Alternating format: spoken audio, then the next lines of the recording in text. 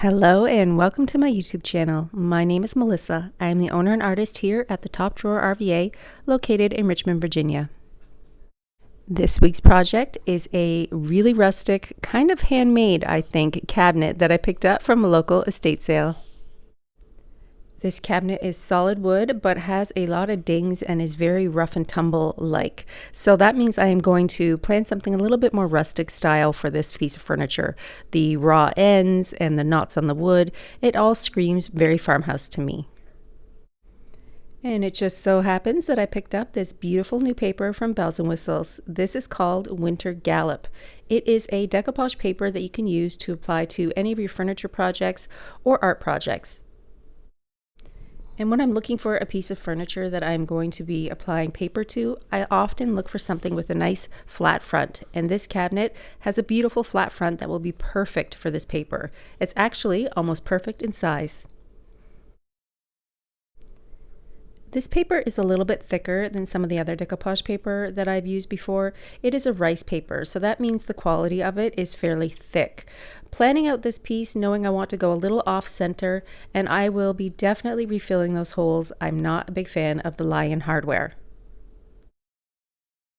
Let's remove that hardware. Even though it was original to this piece because somebody built this cabinet, I'm not a fan of the shape or the style. So I will be cleaning this piece and filling the holes with Dixie Belle's mud.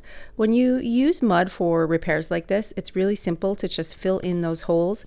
And when it's 100% dry, you can just sand it back to completely flat. You won't even know that those holes were there, and you can drill new holes for new hardware. And since I am a saver of all things, I have this vintage hardware already in my stash. I am a big fan of vintage hardware or using existing hardware if I can, but these will fit with the rustic feel. Since this cabinet is kind of a knotty pine style of wood, that tells me that tannins could possibly bleed through my work when I'm finished. So I'm going to prepare this piece with Boss in gray. This is the new bonding Boss, and it will prep my piece for paint. The first step when I apply any decoupage paper is a nice light base. Since this paper is fairly light in value, I'm going to come in and cover the entire front of this piece with buttercream. And while that gets dry, let's work on the top of this piece. I'm going to apply gel stain directly over top of this existing finish. There are scratches and dings, and I want to keep a rustic feel, so I'm going to use a warmer tone of gel stain. This color is called American Honey, and it is a warm, similar to a walnut tone. What I'm going to do is apply this with an applicator pad directly over top of the existing finish to refresh the wood, change the color, and also cover up any scratches that are there. Dixie Belle's No Pain Gel Stain is an oil-based product. It might take a little bit longer to dry, be aware of that, but you can apply it over top of existing finishes without having to sand down to the bare wood. Since this piece is pretty much a naked wood style, it's going to absorb differently in different spots. So I'm going to run this over top of the piece and do probably 2 even coats of this No Pain Gel Stain. I kind of feel like gel stain is one of the products that I use most from Dixie Belle because of its ease of use, because I can come in and put it over top of a piece that already is stained and varnished. I don't have to worry about sanding things down. I work at home in my studio space, so I really don't want to get in and sand down to bare wood very often. Think of this warm color. I feel like it's kind of a farmhouse feel without being too dark, and it's definitely better than an original pine light color on this piece. You can see on this cabinet that there are some exposed nail head areas that people have kind of filled in, possibly with a wood filler or a glue. So that part of the top is not really taking the stain the same as the rest. Don't worry, that's a super duper easy fix. Once I get this first coat down, I will just gently pat on the stain onto those areas, and it will deepen and darken that color. I seal my gel stain with either Satin clear coat or Gator Hide. I've actually found that even Terra Tough, which is similar to Gator Hide, leaves me a really pretty shine and protects very well. So let's talk a little bit about how I apply decoupage paper. And it's sometimes a little bit different than what I normally would do. I've kind of developed a new way of applying paper with saran wrap. If you have saran wrap or plastic wrap, a brush, and your clear coat, you should be able to get a really great wrinkle-free effect. So step 1 is applying the clear coat to the piece of furniture. Step 2 is to spray the back of the paper with water. Spraying the paper is going to give it a little bit of stretch when you apply it to your piece. After I've sprayed water onto the back of the piece of paper, I'm going to gently place it down onto my piece of furniture. You're still able to pick it up at this point and move it around gently, but I want a off-center look to this piece. You can see how I have more paper on the left than the right because I don't want the horse directly in the middle. So this is the next step in applying wrinkle-free paper. You can see me pull back the paper and push out the paper. All I'm doing is kind of repositioning it around the cracks and the bends and using that saran wrap or plastic wrap to push the wrinkles out. I have not applied any top coat on top of this piece. All I'm doing is pushing out the wrinkles that are on the paper. Again, everybody does this differently. This is just the way that I found works best for me. I work in sections. You can see me working kind of on panels of wood, pushing the wrinkles out from the middle. Working from the middle and pushing the wrinkles out helps that paper stretch. Remember, we sprayed the back with water, and pushing it out from the center helps really eliminate those wrinkles. I kind of did this piece in 2 parts. You can see me working on the 2 doors on the front. This was the section that I worked on first and then waited for it to get dry.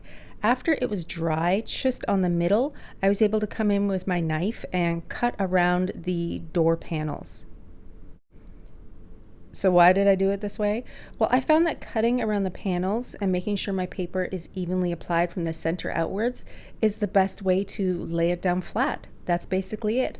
I can come in after this first part has dried and I've cut my paper to kind of reposition or maybe push out the wrinkles and work in smaller sections.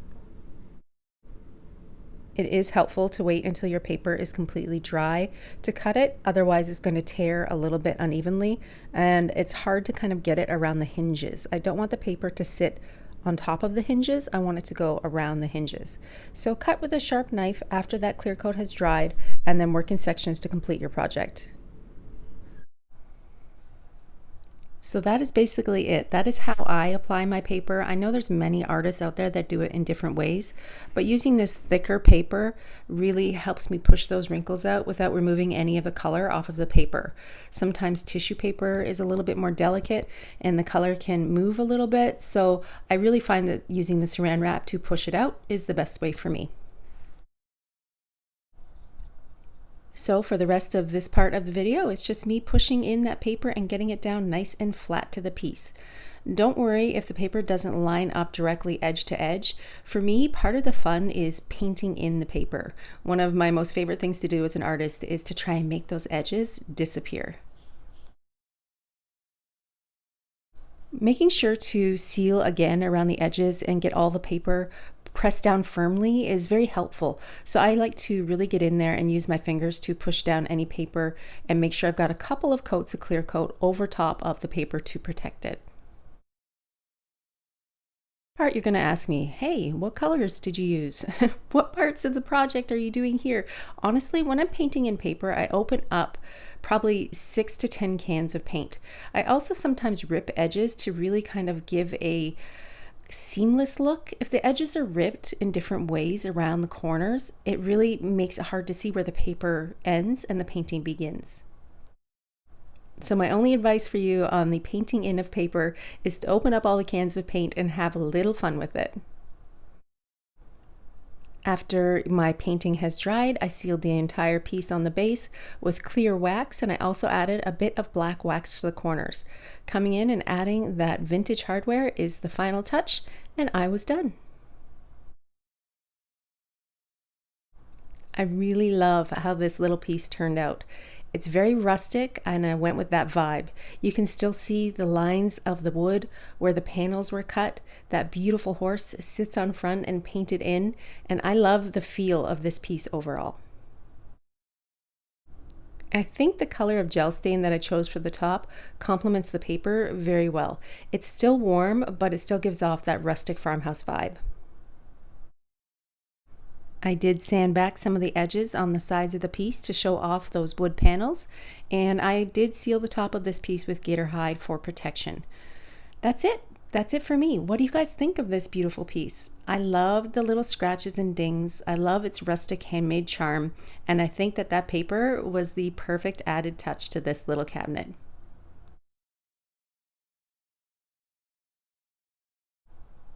Don't forget to hit like and subscribe for more videos. I post weekly and I'm always putting out something new.